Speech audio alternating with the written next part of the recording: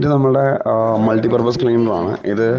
ഇതിന് കോക്കനട്ട് ഓയിലിൻ്റെ ഡെറിവേറ്റീവ് ആണ്. pH 7 ആണ് വാല്യൂ, ന്യൂട്രൽ വാല്യൂ. അതുകൊണ്ട് തന്നെ അതിനകത്ത് കെമിക്കൽസും കാര്യങ്ങളൊന്നുമില്ല. പ്യുവർ ഓർഗാനിക് പ്രൊഡക്റ്റാണ്. ഇതൊരു ലിറ്ററാണ്. ഒരു ലിറ്റർ ഒരു ലിറ്റർ വെള്ളം എടുക്കുക. എന്നിട്ട് അതിൻ്റെ ടോപ്പ് കുറച്ച് ഭാഗം കളയുക. ഇതിനകത്തൊരു അഞ്ചടപ്പ് വെള്ളം അല്ലെങ്കിൽ ഒരു മൾട്ടിപർപ്പസ് ക്ലീനർ ആഡ് ചെയ്യുക. നല്ലോണം ഷേക്ക് ചെയ്തിട്ട് നിങ്ങൾക്ക് യൂസ് ചെയ്യാം. പാത്രം കഴുകാം, തറ കഴുകാം, തുണി കഴുകാം, കാറ് കഴുകാം, എല്ലാ വണ്ടിയും കഴുകാം, ഗ്ലാസ് കഴുകാം. വെള്ളം ഉപയോഗിച്ച് എന്തൊക്കെ കഴുകാം അതൊക്കെ കഴുകാം.